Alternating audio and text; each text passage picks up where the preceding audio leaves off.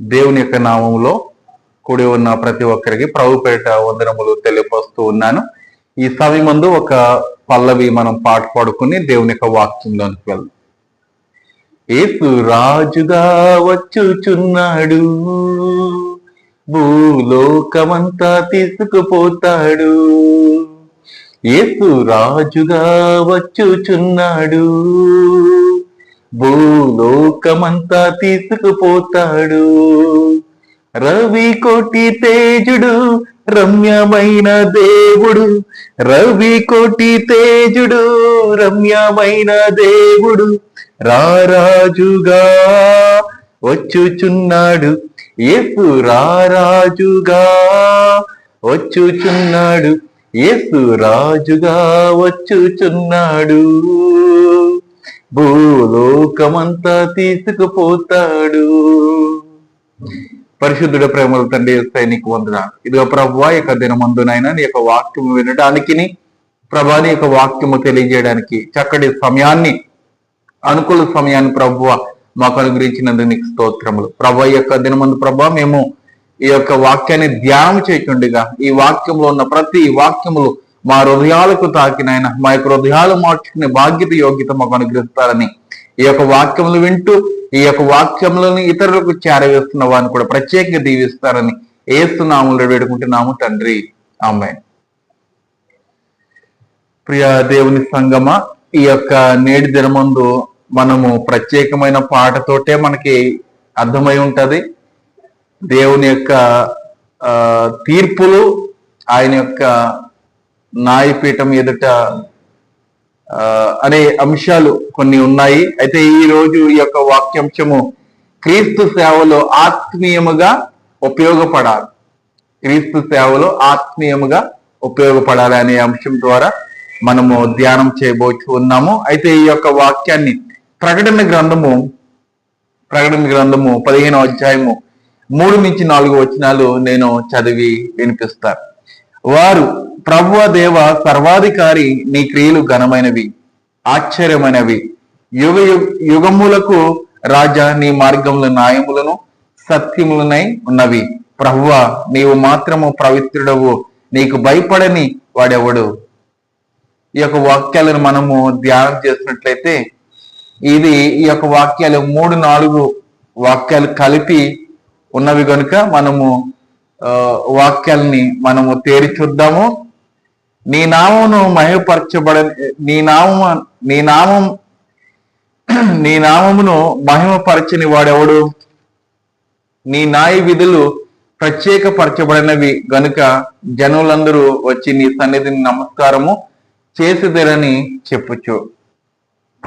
ఆయన యొక్క సన్నిధానానికి ప్రతి ఒక్కరు కులభేదం ఏమీ లేకుండా ఆయన యొక్క సన్నిధానానికి వచ్చి ఆయనకు నమస్కరిస్తారు. ఇది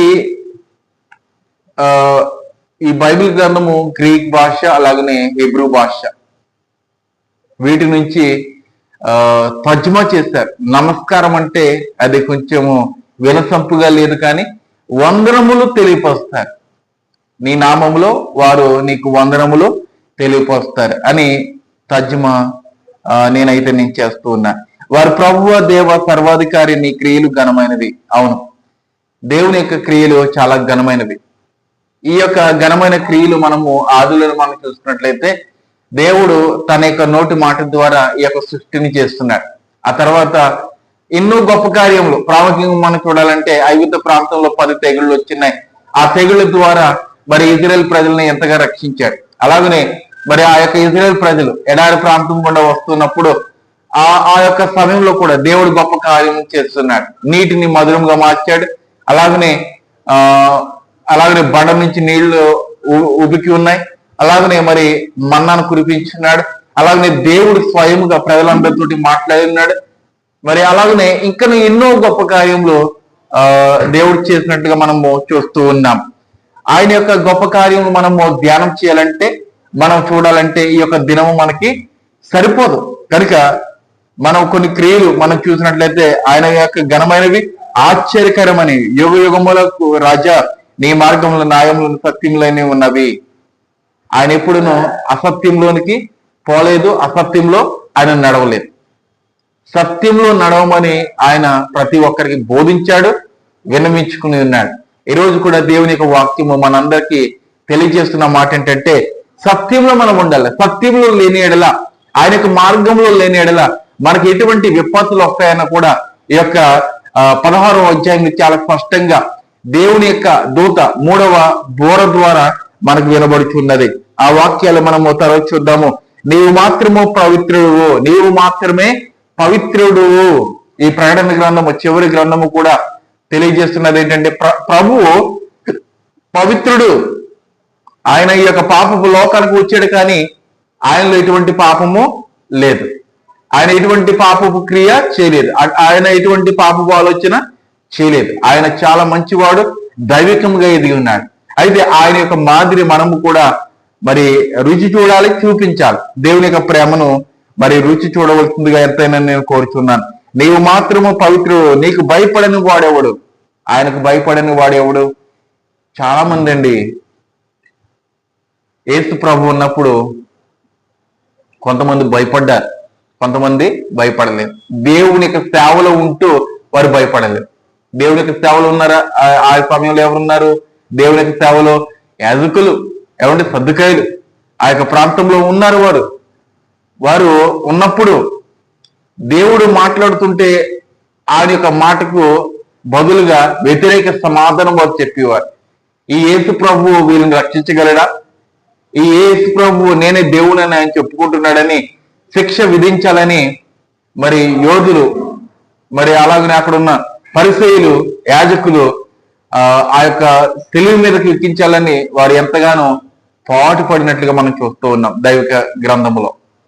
మరి వారు దేవునికి భయపడలేదు, కానీ చివరి దినాల్లో వారు దేవునికి భయపడతారు. ఏ దినం అది? ప్రభు దినము. ప్రభు రాకడ దినములో వారు భయపడతారు. ప్రభువుని శిక్షించిన వారు, అలాగనే ప్రభువు మీద ఉమ్ము వేసిన వారు, ప్రభువుని కొట్టిన వారు, పెరికిన వారు, అపహాస్యము చేసిన వారు, ప్రతి ఒక్కరికి మరి ఆయన న్యాయము తీర్చబోతూ ఉన్నాడు.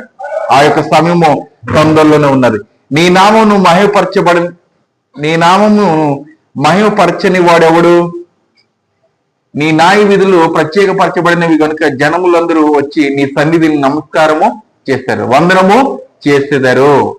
అయితే ఇక్కడ 16వ అధ్యాయం చాలా ప్రాముఖ్యంగా ఈ యొక్క దినానికి మనకు కావలసిన వర్తమానము, ఈ యొక్క ప్రకటన గ్రంథము 16వ అధ్యాయం చాలా ప్రాముఖ్యంగా మనతోటి సూటిగా తేటగా మాట్లాడుతున్నారు. 16వ అధ్యాయము 5 నుంచి 7 వచనాలు మనం చూసుకున్నట్లయితే, ఇక్కడ పైనుంచి వచనాలు మనం చదువుకుందాం.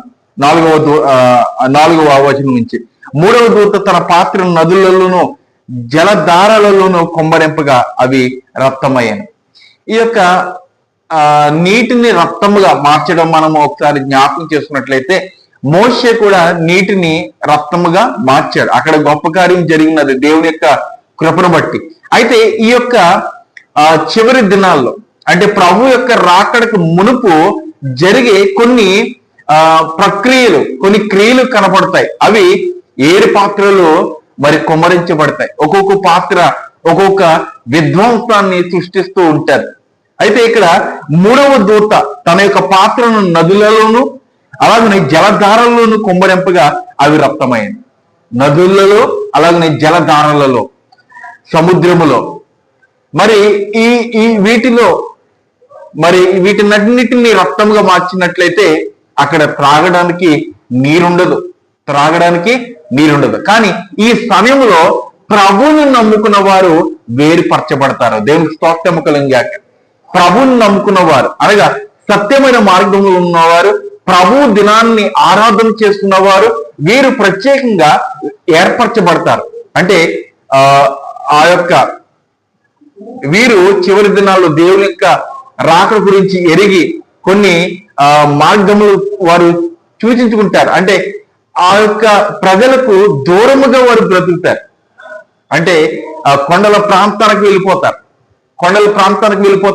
అక్కడ దేవుడు వారిని కాచి కాపాడి నడిపిస్తూ ఉంటారు. ఏమండి, ఈ చివరి దినాల్లో, అనగా ప్రభు యొక్క రాకడ సమయంలో జరిగే విషయాలు ఈ ప్రకటన గ్రంథంలో చాలా స్పష్టంగా తెలియజేస్తున్నది. అయితే కొమ్మరింపగా అవి రక్తమైన అప్పుడు వర్తమాన భూత కాలంలో ఉండు పవిత్రుడా, పరిశుద్ధుల రక్తమును, ప్రవక్తల రక్తమును వారు కార్చినందుకు తీర్పు తీర్చి వారికి రక్తము త్రాగనిచ్చితే. ఏమండి, ఇంకా వారికి ఎటువంటి అవకాశం లేదు, వారు రక్తాన్ని త్రాగాలి, తప్పదు ఇంకా. ఏమండి, ఎందుకంటే పవిత్రుల యొక్క రక్తాన్ని వారు కార్చడానికి వారు పూనుకుని ఉన్నారు. పవిత్రులు అనగా మరి సేవ చేస్తున్న వారిని హింసిస్తున్నారు, వారికి రక్తాన్ని త్రాగనిస్తాడు దేవుడు, రక్తాన్ని త్రాగనిస్తాడు. ఎందుకంటే దేవుని యొక్క బిడ్డలను ఎవరైనా హింసించినట్లయితే వారిని ఏమండి వారి యొక్క మనసును మార్చుకునేంత వరకు చూస్తాడు. కానీ ఈ యొక్క ఉగ్రత పాత్ర కొమ్మరించబడి ఉన్నదంటే వారికి దేవుడు రక్తము త్రాగనిచ్చబోతూ ఉన్నాడు. చాలా జాగ్రత్తగా ఉండాలి. దైవ సేవకుల ఎదుట మనము చాలా వినయముగా మనం ఉండాలి. దైవ సేవకులు ఎదుటే కాదు, దైవ సేవకులు మన మధ్యలో లేకపోయినా కూడా దైవ సేవకుల గురించి మనం ప్రార్థన చేయాలి. ఏమండి, ఈరోజు దైవ సేవకులు ఏదో దిక్కు లేకుండా లేదంటే ఏమీ లేకుండా వారు దైవ సేవ చేయడానికి వచ్చి ఉన్నారని ఎంతగానో అవహేళన చేస్తూ ఉంటారు. వారందరికీ చివరి దినాల్లో దేవుడు ఏం త్రాగనిస్తాడో తెలుసా? రక్తాన్ని త్రాగనిస్తాడు. చాలా జాగ్రత్త. ఈరోజు చాలా జాగ్రత్తగా మనం ఉన్నట్లయితే ఆ దినములో మనము వేరుపరచబడతాము. మనలను దేవుడు ఆ దినములో అనగా ఏలియా ఉన్న సమయంలో కాకుల ద్వారా మాంసాన్ని ఎలా అయితే పంపించున్నాడో, మరి ఆ యొక్క వాగు ద్వారా నీటిని ఎలా అయితే ఆ యొక్క ఏలియాకి ఇచ్చి ఉన్నాడో, అలాగున మనము కొండ ప్రాంతాలకు వెళ్ళిపోయినప్పుడు కూడా దేవుడు మనకి సమృద్ధిగా ఆహారాన్ని దయచేస్తాడు. ఈ 15 నిమిషాల్లో మనం ఈ యొక్క వాక్యాన్ని ఎంతగా మనము వివరణ చేసుకోలేము. కానీ మరి ప్రతి ఆదివారం నాను ప్రత్యేకముగా మరి వర్తమానంలో ఇస్తూ ఉన్నాము కాబట్టి ఆ వర్తమానాల్లో రాబోయే దినాల్లో మరి చాలా ప్రాముఖ్యంగా ఈ యొక్క పాత్రల గురించి కూడా మాట్లాడబోచు ఉన్నాం. కనుక జ్ఞాపకం చేసుకోండి, మరి పవిత్రులు అనగా సేవకులను మనము ఎప్పుడు మనం హీనపరచకూడదు, వారిని అగౌరవపరచకూడదు అని ప్రభుపేట నేను మనవి చేస్తూ ఉన్నాను. అయితే వర్తమాన భూతకాలంలో ఉండి పవిత్రుడా పరిశుద్ధుల రక్తమును ప్రవక్తల రక్తమును వారు కార్చినందుకు తీర్పు తీర్చి వారికి రక్తము త్రాగనిచ్చితివి, దీనికి వారు పాత్రులే. నీవు ఎలాగో తీర్పు తీర్చితివి గనుక నీవు న్యాయవంతుడు అని జలముల దేవదూత చెప్పగా వెంటనే దేవుని స్తోత్రము కలిగాక వారు త్రాగడానికి అర్హులే. ఎందుకంటే వారు పవిత్రులను ఏం చేశారు? హానిపరిచారు, దుఃఖపరిచి ఉన్నారు, నిందించి ఉన్నారు. యేసు ప్రభువుని గుద్దిన వారు, అలాగనే అపహాసించిన వారు, గడ్డాన్ని పెరిగిన వారు, శిలువ మీద అతన్ని వేలాడదీసిన వారు, కొరడా దెబ్బలతో కొట్టిన వారు అందరికీ ఇదే శిక్ష. ఏమండి, ఇదే శిక్ష. చివరి దినాల్లో ప్రియదేవులారా, మనము రక్తము త్రాగకుండా దేవుని యొక్క జలములను మనం తాగాలంటే మనం పవిత్రులుగా న్యాయవంతులుగా దేవునికి భయపడుతూ మనం జీవించాలి. దేవునికి స్తోత్రం కలిగింది. అలాగనే రోమీలు రాసిన పత్రికలో 2వ అధ్యాయము 5 నుంచి 6 వచనాలు చదువుకున్నాం. నీ కాఠిన్యమును మార్పు పొందని హృదయమును అనుసరించి ఉగ్రత దినమందు అనగా దేవుని న్యాయమైన తీర్పు బయలుపరచబడి దినమందు నీకు నీవే ఉగ్రతను సమకూర్చుకుని చూన్నావు. దేవునికి స్తోత్రం కలిగింది. ఈ యొక్క నేటి దినమందు వాక్యాన్ని వింటున్న సహోదరుడా, ఈ దినమందు వరకు పాస్ట్ ఈజ్ పాస్ట్. ఈ దినమందు వరకు నీవు దేవుని యొక్క సేవకులను లేదంటే అన్యాయముగా నీవు జీవించినట్లయితే ఈ యొక్క నేటి దినమందు దేవుడు మరలా నీకు పిలుపునిస్తూ ఉన్నాడు. మరలా నిన్ను జ్ఞాపకం చేసుకుని మరలా ఈ యొక్క వాక్యం ద్వారా నీ హృదయానికి నూతన రూపాంతరము చెందేలాగా ఆయన వాక్యాన్ని అందిస్తూ ఉన్నాడు. ఈ రోజున మనము మన యొక్క హృదయాన్ని రూపాంతరం చెందుకుందాం. మన యొక్క దుస్తులు కాదండి, మన యొక్క శరీరము కాదు, మన యొక్క హృదయము నిమ్మలముగా ఉండాలి, అలాగనే గౌరవముగా ఉండాలి, విధేయతగా ఉండాలి, దయ కలిగి ఉండాలి, కనికిరము కలిగి ఉండాలి. ఇవన్నీ యేసుక్రీస్తులో ఉన్నట్లుగా మనం చూస్తూ ఉన్నాం. అలాగనే ఈ యొక్క న్యాయమైన తీర్పు బయలుపరచబడు దినమందు నీకు నీవే ఉగ్రతను సమకూర్చుకునిచున్నావు. ఆయన ప్రతి వానికి వాని క్రియలు చెప్పున ప్రతిఫలం ఇచ్చింది.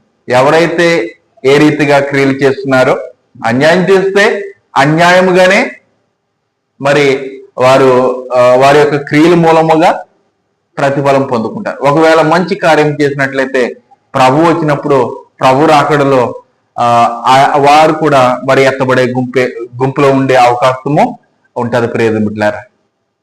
ఏ గుంపులో ఉండాలని ఆశపడుతున్నారో ప్రియ సహోదరుడా, సమస్తము దేవుడు మన యొక్క చేతికి అప్పచెప్పాడండి. మనలను ఆయన ఒక మాట అంటున్నాడు, ద్వితీయోపదేశ కాండంలో కానీ, నిర్గమ కాండంలో కానీ, అలాగే లేవి కాండంలో కానీ, సంఖ్యాకాండం, నీవు విశ్వసించిన ఎడల, నీవు దేవుని నమ్మిన ఎడల, దేవుడు ఆజ్ఞ ఇచ్చిన ఆ యొక్క ఆజ్ఞలను మీరు అనుసరించిన ఎడల నేను మిమ్మలను ఆశీర్వదిస్తానంటున్నాడు. ఏమండి, మనం ఆజ్ఞాత క్రమం మనం చేస్తామంటే అది మహాపాపం. కనుక మనము చాలా నీతిగా ఈ లోకంలో జీవించాలి. ఏ సేవకులను మనము అవహేళన చేయకూడదు, అపవిత్రపరచకూడదు. చాలా మంది హైందవులు ఈ యొక్క నేటి దినమందు మరి దేవుని యొక్క స్వార్థలు చేస్తుంటే వారిని కొడుచూ ఉన్నారు. వారికి దేవుడు అంటున్న మాట ఏంటో తెలుసా? చివరి దినాల్లో ఆ మూడవ దూత పాత్రను జలం మీద పోసినప్పుడు వారు సజీవులుగానే ఉంటే వారు ఆ యొక్క రక్తాన్ని త్రాగుతారు. వారి యొక్క కుటుంబస్తులు లేదంటే వారి యొక్క వంశం వారి యొక్క ఆ యొక్క రక్తాన్ని త్రాగి చివరికి వారు మరణమవుతారు.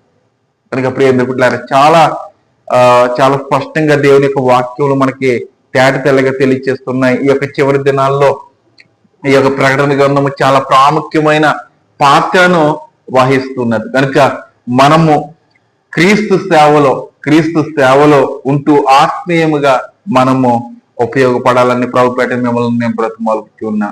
దేవుడి యొక్క వాక్యాన్ని దీవించి ఆస్వాదించిన గాక ఆమె ప్రార్థించుకున్నాం. పరిశుద్ధుడ ప్రేమల తండ్రి యేసయ్య నీకు వందనాలు. ఇంతవరకు ప్రభుని యొక్క వాక్యం ద్వారా మాతో ఎంతగానో సూటిగా తేటగా మీరు మాట్లాడినారు. అవును ప్రభువ, ఈ యొక్క ఉగ్రత దినము మాకు రాకమునిపై ప్రభువ మేమందరం నాయన చక్కటి నిమ్మలమైన మనసు కలిగి చక్కటి ఉద్దేశం కలిగి నీ యొక్క రాకడ కొరకు కనిపెట్టుకునే బాధ్యత యోగ్యత మాకు అనుగ్రహించండి ప్రభా. మేము మా పాపలు క్షమిస్తారని నిశ్చితమైతే నీ యొక్క రాకడలో మేమందరం ప్రభా ఎత్తబడి గుంపులో ఉంచుతారని యేసు నామములో వేడుకుంటున్నాము తండ్రి, ఆమేన్. అందరికి వందనాలు, శుభదినము. దేవుడు మిమ్మల్ని దీవించి ఆశీర్వదించిన గాక, ఆమేన్.